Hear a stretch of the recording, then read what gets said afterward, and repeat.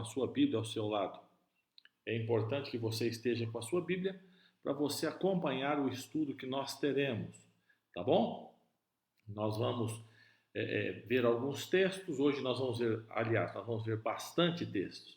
Então eu quero que você esteja conosco, acompanhando na palavra de Deus os textos que nós vamos estudar. Nós vamos falar hoje sobre os sintomas da volta de Jesus. Quais são os sintomas? Jesus vai voltar?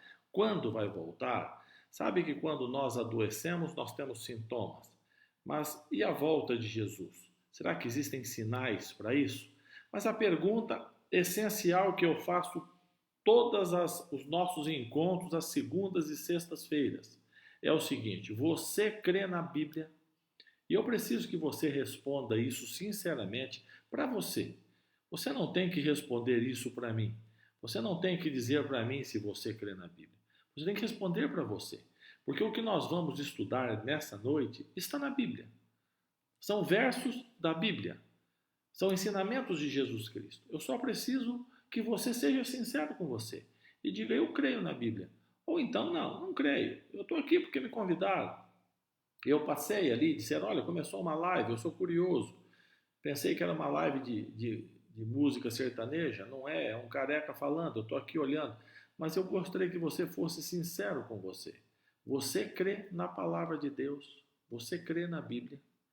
E se você crê na Bíblia, abra a sua Bíblia no Evangelho de João, no capítulo 14. Evangelho de João, no capítulo 14, no verso 1 ao verso 3, nós vamos ler um texto que é muito conhecido. Na realidade, é um daqueles textos da Bíblia que eles deveriam vir com neon em volta. Eles deveriam vir com flechinhas apontando para ele. E como na sua Bíblia ele não veio desse jeito, eu sugiro que você pegue uma caneta e você marque esse texto. Esse texto deve ser lido numa época de crise como agora. Tem que ler pelo menos uma vez por dia. Pelo menos uma vez por dia. Então eu vou ler na minha Bíblia e você, por favor, acompanhe na sua Bíblia o Evangelho de João, no capítulo 14, do verso 1 ao verso 3. Eu vou ler numa tradução mais moderna. Talvez as palavras sejam um pouquinho diferentes da sua tradução, mas significa a mesma coisa. E a sua tradução é melhor do que a minha. É só para ajudar a entender o texto, tá bom? Na sua Bíblia diz assim: não se turbe o vosso coração, crede em Deus, crede também em mim. Não é assim que diz? Eu vou ler uma outra tradução, diz assim: não fiquem tristes, por favor, creiam no Pai e me deem um voto de confiança. É Jesus dizendo: não fiquem tristes, creiam em Deus e me deem um voto de confiança, creem também em mim. O verso 2 na sua Bíblia diz assim: na casa de meu pai há muitas moradas. Se assim não fosse, eu vou teria dito, eu vou preparar-vos um lugar. Uma outra tradução diz o seguinte: meu pai tem feito casas para vocês. Se ele não estivesse fazendo nada, eu contaria e diria a verdade. Mas elas existem, e eu estou indo preparar um lugar para vocês. E o terceiro verso na sua Bíblia diz assim: e quando eu for e vos preparar lugar, voltarei e vos receberei para mim mesmo, para que onde eu estou estejais vós também. E nessa tradução mais moderna diz o seguinte: e depois de estar no céu e deixar tudo pronto, eu voltarei para buscar vocês, porque eu quero que vocês estejam comigo para sempre. Que coisa fantástica! Jesus dizendo: não fique triste, dê um voto de crédito, acreditem em mim, lá no céu existem moradas, eu estou indo preparar, e quando eu preparar este lugar, eu voltarei. Aí vem o assunto da Bíblia: você crê na Bíblia, sim ou não? Não, eu não creio na Bíblia. Então tá bom, então você crê que as coisas vão melhorar, vão piorar, política, aí você briga aí. Eu não sei o que você vai fazer. Pode brigar, e defende partido, e briga, faz o que você quiser. Não tem nada, não tem, você não crê na Bíblia, é diferente. Não, eu creio na Bíblia, pastor, eu creio. Bom, você crê na Bíblia? Então eu quero dizer para você o seguinte: Jesus vai voltar. Fato, ponto. Se você crê na Bíblia, verso 3, Jesus dizendo: eu voltarei, é um fato. Aí é questão de crer ou não. Ah, a Bíblia é a história da carochinha. Tá bom, então Jesus não vai voltar, não sei o que nós vamos fazer, vamos virar tudo grama. Não, ele vai voltar. Eu creio na Bíblia, ele vai voltar. E Jesus disse: Eu voltarei. É uma promessa. Ele promete voltar para nos buscar. Você sabe quais são os sintomas do Covid-19? Sabe quais são os sintomas? É, tosse, febre alta, problema respiratório, certo? Quando você. Essa minha é alérgica. Eu cuido dela, ela vai e volta, eu estou tentando descobrir o que. Eu acho que ela é nervosa, eu acho que ela é emocional, sabe? Eu fico nervoso na frente desse negócio aqui e me dá tosse. Eu acho que é isso. Mas, por exemplo, uma gripe comum. Você sabe os sintomas de uma gripe comum? Sabe quais são? Então, estou com febre, estou com o nariz escorrendo, dor no corpo, tal. A gripe comum. Hoje a gente não pode falar em gripe por causa desse Covid, e todo mundo já pensa que é uma coisa pior, né? Sintomas. Jesus deu os sintomas, os sinais da sua volta. Sabia? Onde está isso, pastor? Está aí, ó. Olha o texto aí. Mateus 24. Estão os sintomas. Igual você procura na internet para ver, em vez de ir ao médico, tem muita gente que faz isso, né? Eu faço isso demais. Em vez de ir no médico, eu vou na internet. Aí eu dou uma olhada lá, assim, ó, deixa eu ver o que está acontecendo aqui. E isso aqui tem que ir para o médico. Isso aqui eu acho que dá para resolver com chá de alho. Entendeu? Então, quando você quer ver os sintomas, os sinais da volta, Jesus vai voltar quando, pastor? Fica falando que Jesus vai voltar. Eu creio na Bíblia, vai voltar quando? Quando? Então vamos lá. Mateus 24, 1 a 14. E você vai se assustar, se você já não leu esse texto, você vai se assustar. Essa noite eu estou aqui para assustar você, porque eu vou mostrar para você quando Jesus vai voltar, tá bom? Primeiro sintoma, primeiro sinal da volta de Jesus está no verso 2. Porque no verso 1, os discípulos com Jesus saem do templo, se aproximam das construções do templo, e as construções do templo, eu quero dizer para você que as construções do templo, elas eram imensas. Herodes fez um complexo. Herodes destruiu o templo de Zorobabel, que foi aquele construído para substituir o de Salomão, e usou ele como aterro. Um dos muros que sustentavam o aterro, para você ver o tamanho do templo, muito maior do que o de Zorobabel, muito maior do que o de Salomão. Um dos muros que sustentava o aterro, hoje é conhecido como o Muro das Lamentações. O Muro das Lamentações é uma parede que sustentava o aterro do grande templo construído por Herodes. Os discípulos, todos os judeus, os discípulos tinham orgulho daquilo, coisa linda. Ele brilhava como joia, né, de cima, assim, que coisa fantástica. E aí eles dizem para Jesus assim, olha que coisa linda. E Jesus diz assim no verso 2, olha na sua Bíblia aí, por favor, verso 2. Em verdade vos digo que não ficará aqui pedra sobre pedra que não seja derribada. Jesus disse, esse templo fantástico não vai ficar pedra em cima de pedra. E isso ocorreu quando? No ano 70. Nós estamos no ano 2020, ou seja, me ajuda aí nas contas, 1950 anos atrás, no ano 70, o general Tito, general romano, ele invade Jerusalém e o templo ele é completamente destruído e não ficou pedra sobre pedra. Sobrou um muro do aterro, que você conhece como o Muro das Lamentações. O resto foi virado. Por que foi virado? Quando eles colocaram fogo no templo, o templo era forrado de madeira de lei e ouro. Esse ouro, quando esquentou, o ouro derreteu e entrou no vão das pedras. E os soldados, para revirar e tirar o ouro do vão das pedras, eles arrancaram até o alicerce do templo.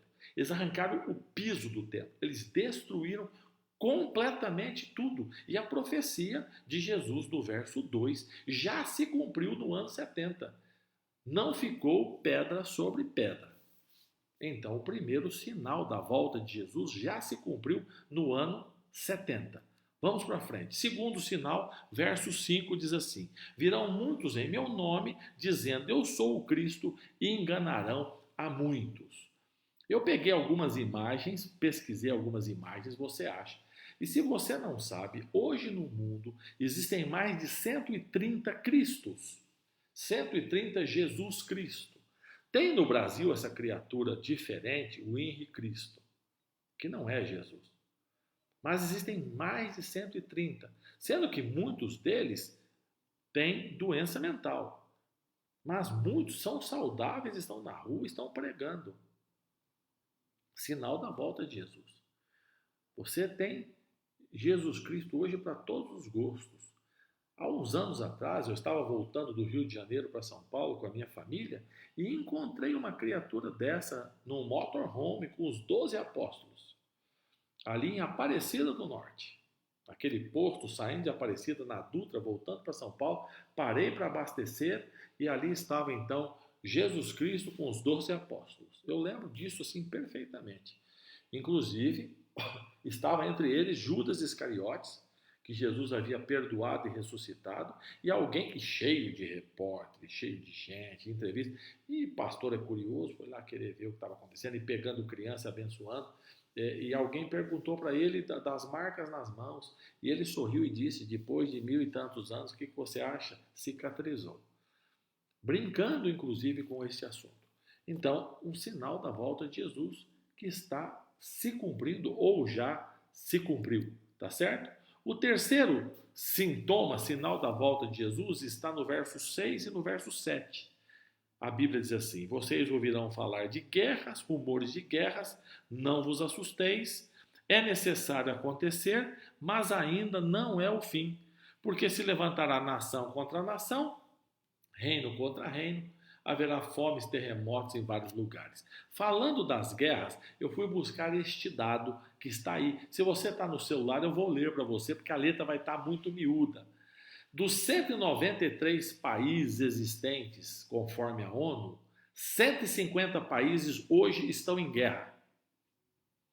O Brasil tem guerra na região norte, noroeste, ali na Bolívia, ali invasão, mais do norte. O Brasil está em guerra. Isso fora a guerra contra o tráfico, a guerra na Cracolândia, a guerra contra a corrupção. Estou falando guerras entre países. São 151 países em guerra. E Jesus disse assim, e vocês vão ouvir falar de guerras e rumores de guerras. É necessário acontecer, mas não é o fim. Então você vai vendo que são sintomas que já ocorreram. O quarto sintoma está no verso 7. A Bíblia fala de fome. Fome. Essa foto, o fotógrafo tirou essa foto, me falha agora o nome do país da África, acho que é Sudão. O rapaz que tirou essa foto, você está vendo a foto. Essa foto ela é autoexplicativa. É uma criança morrendo de fome e um urubu do lado esperando para comer a criança que está morrendo. É horroroso. O indivíduo tirou essa foto, ele ganhou o prêmio Pulitzer, que é o Oscar, prêmio máximo da fotografia. Né? Ele não recebeu o prêmio, ele acabou entrando em depressão, adoecendo e se suicidando. Por quê? Porque é assustador o que está acontecendo hoje no mundo. Agora, o próximo dado que eu vou mostrar para você, ele é mais assustador ainda. Tá vendo aí? A cada 5 segundos morre uma criança de fome no mundo. Cada 5 segundos. Conta comigo aí. 1, 2, 3, 4, 5. Morreu uma criança de fome. Não é assustador isso? A cada 5 segundos. Em 1 minuto, morre 12 crianças. Em 1 hora, morre 720 crianças no mundo de fome. Estou dizendo de doença, de Covid-19, estou dizendo de fome. Eu quero dizer aqui que a maioria de nós nunca sentimos fome. O que nós sentimos é apetite na hora das refeições. A Organização Mundial da Saúde diz que fome é o que você sente depois de, não me lembro, de 3 ou 4 dias sem comer absolutamente nada. Aí você sente fome. O mundo padece. É um sinal da volta de Jesus. O próximo sinal está no verso 7 também, que fala das fomes e fala dos terremotos. Então fui buscar um pequeno levantamento, eu quero mostrar para você, vou ler aí, para você que está... Eu sei que alguns vêm na televisão, no computador, no tablet, é mais fácil. No celular é um pouquinho mais difícil. Então eu leio os números para você ter uma ideia. De 1556, que é quando eles começaram a marcar, até 1900, o planeta sofreu com 36 terremotos. Então você vai fazer a conta aí, vai dar quase 400 anos, 344 anos. Em 344 anos, 36 terremotos. Pastor, mas eles não anotavam, eles não tinham como marcar, porque não tinham equipamento. Tudo bem, você pode multiplicar esses aí por 10. Fique à vontade. Tá? De 1901 a 1999, num século, foram 130 terremotos. Esses terremotos são os terremotos de maior magnitude, não esses pequenos abalos que hoje em dia até o Brasil tem. Eu lembro quando criança que meu pai dizia que no Brasil não tinha guerra, não tinha tufão, não tinha furacão, não tinha terremoto. Hoje tem. Agora, pasmem, de 2001 a 2015, em 14 anos, 35 terremotos. E se você for fazer o levantamento 2015 a 2020, foram mais de 35. A Terra está se abalando cada vez mais. É terremoto, é tsunami. E cada vez eles mais violentos, matando mais pessoas. E no Evangelho de Mateus, no capítulo 24, no verso 7, Jesus, fazendo uma lista do que ocorreria antes de sua volta, aparece terremoto. Então você vai ver que terremoto é algo que indica que Jesus está voltando. O sexto sintoma está no verso 11. No verso 11, tá? O verso 9 fala de atribulação, fala dos filhos de Deus sendo odiados, o verso 9. O verso 10 fala de traição e de ódio. Precisa comentar esse assunto? Não precisa. Verso 11. Levantar-se-ão muitos falsos profetas, e eles enganarão a muitos. O que é um falso profeta?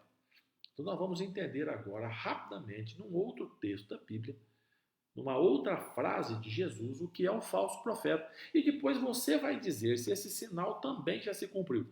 Porque fome já foi, terremoto já foi. Já foi, o que eu quero dizer é o seguinte, já está acontecendo falsos cristos, destruição de Jerusalém, doenças, pestes, tá certo?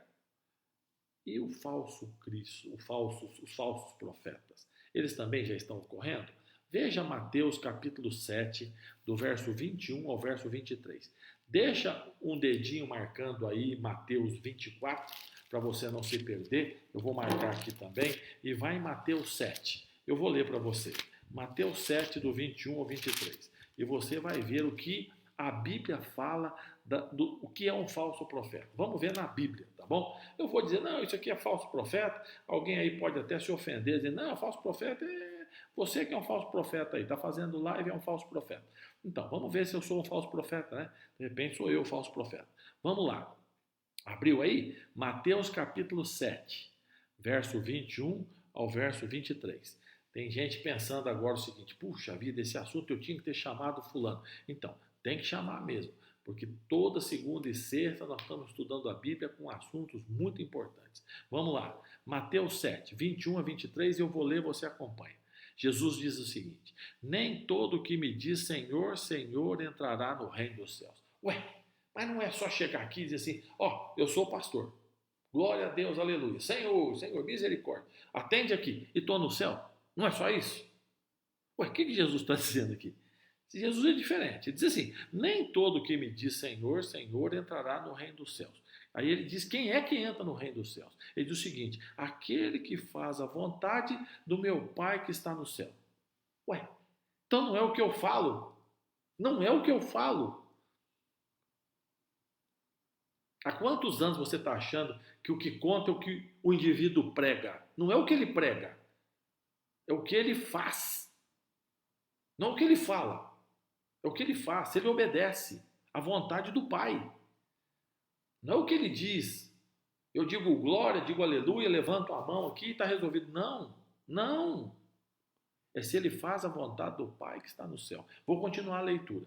Aí o verso 22 diz assim, muitos naquele dia, lá no futuro, na volta de Jesus, vão dizer assim, Senhor, Senhor, porventura nós não profetizamos em teu nome? Então eu pergunto para você, eu não sei se a sua igreja profetiza, mas se você, na sua igreja, tem o profeta, a sua igreja profetiza, isso é bom ou é ruim? Ter alguém profetizando. É bom. Profeta sempre é bom, gente. Profeta é coisa boa, tá certo? Então vamos lá, profeta é coisa boa. Vou continuar a leitura. Em teu nome, nós não expulsamos muitos demônios. Expulsar demônio de gente que está endemoniada, isso é bom ou é ruim?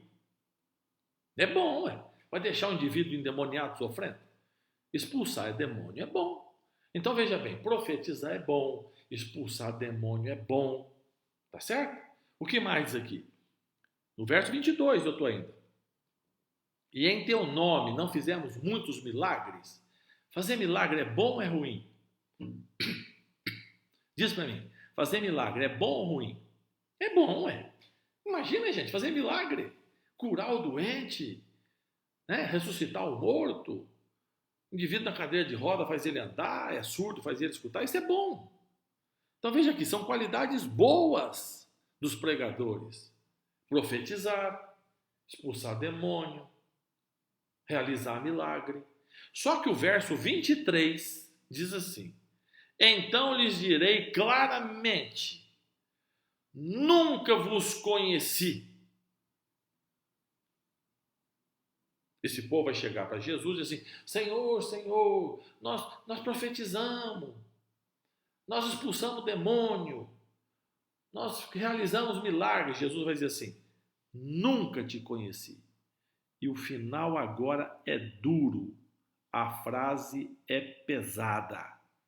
Jesus diz assim: apartai-vos de mim, vocês que praticam o quê? O que diz aí? A iniquidade. Ele chama de profetizar, ele chama de expulsar demônio, e ele chama de curas, milagres, iniquidade. Mas não é coisa boa, pastor? O senhor falou que era coisa boa, agora é iniquidade? Por que é iniquidade? Porque está na boca daquele que fala Senhor, Senhor, mas não obedece o Pai. Então o falso profeta é todo aquele pregador, e posso ser eu também, que fala uma coisa, mas não obedeço o que está na Bíblia. Não, Bíblia não creio na Bíblia. Deixa esse negócio de Bíblia para lá. Bíblia é bobagem. Ó, a Bíblia diz isso, mas na nossa igreja é assim. A Bíblia diz isso, mas nós não fazemos assim. Porque, sabe, mudou. Quem mudou? O que mudou? Por que mudou? Não mudou. A Bíblia é a palavra de Deus.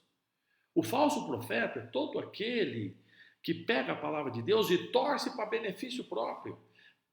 Eu acho que eu já falei isso numa live, a Bíblia diz azul, mas aí o falso profeta diz, eu não gosto de azul, eu gosto de vermelho. Então não é azul, é vermelho. Não, mas a Bíblia diz azul. Não, eu não gosto de azul, é vermelho. Mas quem te deu autoridade para mudar de azul para vermelho? Ninguém deu autoridade. E a existência de muitos homens, mulheres, pregadores, mudando a palavra de Deus, é sinal da volta de Jesus. Já pensou nisso? É sinal da volta de Jesus. Quando você vai vendo pessoas pregando e mudando a Bíblia, então se você leu na Bíblia e o pregador falou diferente, eu vou dizer algo pesado agora. Falso profeta. Pastor, mas faz milagre, mas é falso profeta. A Bíblia diz que vão fazer milagre mesmo. Mas ele expulsa demônio, mas é falso profeta. Se ele não vive conforme a palavra de Deus, é falso profeta. E eu e você temos que fugir. Inclusive, é um sinal da volta de Jesus. Tá certo? E o verso 14, agora volta lá em Mateus 24. Volta lá. Deixou marcado, né? Para não se perder. Mateus 24, verso 14, o último sinal dessa lista que eu estou mostrando para vocês. Mateus 24, 14. E este evangelho do reino será pregado a todo mundo para testemunhar a todas as nações, então virá o fim. Ah, pastor, falta esse. Falta não. Esse aqui? Não. Esse sinal? Ué, eu prego, você prega, manda vídeo para não sei quem, manda convite para não sei quem, todas as igrejas estão fazendo alguma coisa, pregando, todo mundo correndo. O evangelho está sendo pregado e este evangelho do reino será pregado, testemunhando a todas as pessoas. Toda a gente, a Novo Tempo prega, na internet prega, entrega livro, ora para as pessoas, faz live, fala que Jesus vai voltar, porque não é a Bíblia, não é que nós estamos nos escondendo, não, está todo mundo colocando a cara a tapa. Vamos pregar, Jesus está voltando. Então qual é o sinal que falta? Pensa comigo. Qual é o sinal que falta? Você chegou à mesma conclusão que eu. Não falta nada. Não falta. Todos os sinais já se cumpriram. E aí fica essa pergunta aqui, ó. Essa pergunta é um nó aqui na garganta. Essa pergunta me incomoda. Eu quero dizer para você que não é adventista, deixa eu explicar uma coisa para você. O nome adventista é porque nós cremos no advento. Nós cremos que Jesus vai voltar. Todo mundo que crê na volta de Jesus é adventista. Ele pode ser batista. Se ele crê na volta de Jesus, ele também é adventista. Não é do sétimo dia, porque não guarda o sábado. Ele pode ser católico. Se ele crê na volta de Jesus, ele é adventista. Ele pode ser da Assembleia de Deus. Se ele crê na volta de Jesus, ele é adventista. Todo que crê na volta de Jesus é adventista. Eu sou meu pai adventista, a mãe dele adventista e a mãe da minha avó adventista. Eu sou bisneto de adventista. E aí eu fico pensando. Minha bisavó morreu, eu não a conheci. Jesus acreditava. Jesus não veio. A avó morreu em 74. Jesus não veio.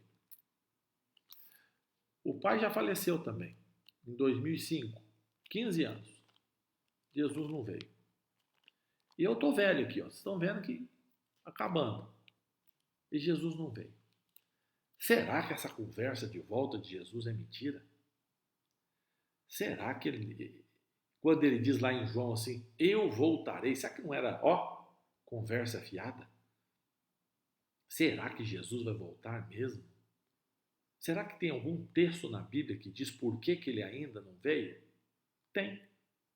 Tem um texto na Bíblia que fala assim, claramente por que Jesus não veio. Olha só o texto. 2 Pedro. Para quem não tem facilidade com a Bíblia, lá no final, perto do Apocalipse, tá? 2 Pedro, capítulo 3, verso 9. 2 Pedro 3, 9. Olha que verso esclarecedor, tranquilizador, para alguns ameaçador, depende da situação de cada um. Mas que verso lindo esse aqui. 2 Pedro 3, 9. Olha aí, eu vou ler aqui, acompanha aí. O Senhor não atrasa a sua promessa. Qual a promessa do Senhor? A volta dele. O Senhor não atrasa a sua promessa como alguns a julgam demorada. Você que está pensando assim, está demorando demais. Não, ele não está atrasado. E também não está adiantado. Ele está no momento certo. Ele não atrasa a sua promessa, como alguns a julgam demorado. Aí diz o seguinte, pelo contrário, ele é bondoso para convosco, não querendo que nenhum pereça, mas que todos cheguem ao arrependimento. Pesado, né? Sabe por que ele não voltou? Porque eu não estou pronto. Sabe por que ele não voltou? Porque você não está pronto. Ele está esperando, ele não quer que ninguém se perca. Ele não quer que o Júlio se perca, ele não quer que a Ivana se perca, ele não quer que a Edivânia se perca, que a Zenilda, que o Éder, que o William. Não quer que você se perca. Ele quer que você se salve. Ele quer chegar para buscar e você pronto. Só que o Júlio não está pronto ainda. O Júlio ainda está preocupado com essa vida, com esse mundo, com essas coisas. E ele está esperando o Júlio se arrepender. Tem pecado que o Júlio comete e não se arrepende, e ele está dando chance para o Júlio mudar de vida. Talvez ele esteja esperando você deixar um vício. Você não vai entrar no céu fumando cigarro. Você sabe disso. Nem bebendo cachaça, nem usando droga. Não vai. Você sabe, não precisa eu falar isso para você. Ele está esperando você deixar o vício. É muito amor ou não é? Ele já poderia ter vindo, mas ele é bondoso, não querendo que ninguém se perca. Ele não quer que você se perca, mas ele quer que você se arrependa. Ele quer que eu me arrependa dos meus pecados e esteja pronto no dia da volta de Jesus. Nós vamos ver um vídeo agora. Você já viu esse vídeo muitas vezes, mas eu quero ver esse vídeo com você e depois do vídeo eu vou orar, tá bom? Então, Vamos ver juntos esse vídeo. É um hino fantástico, com uma mensagem maravilhosa. Tem uma historiazinha nesse vídeo. Ele tem uns 3 minutos, tá bom? Olha que vídeo lindo. Pensa um pouquinho. Pensa se Jesus já pode voltar. Porque a oração que eu vou fazer, eu já quero fazer um apelo para você agora. Eu posso fazer a seguinte oração? Pensa bem, para não falar bobagem. Eu quero fazer a seguinte oração. Jesus, por mim pode voltar. Eu estou pronto. Está tranquilo, pode vir. Pode vir que eu estou preparado. Você pode fazer essa oração? Eu estou pensando se eu posso. Pode vir. Pode vir. Eu estou preparado. Eu e minha família estamos prontinhos aqui, ó. Estamos só esperando. Estamos tranquilos. Não estamos nem esquentando a cabeça com o Covid-19. Nós estamos tranquilos. Nós estamos trabalhando, estudando, né? Nós estamos vivendo aqui, nos preparando, mas nós estamos tranquilos, Senhor. Espiritualmente nós estamos prontos. Você pode dizer isso? Eu posso fazer essa oração? Se eu não posso fazer essa oração por você, o que é que está te prendendo e te atrapalhando? O que é que está tirando você do céu?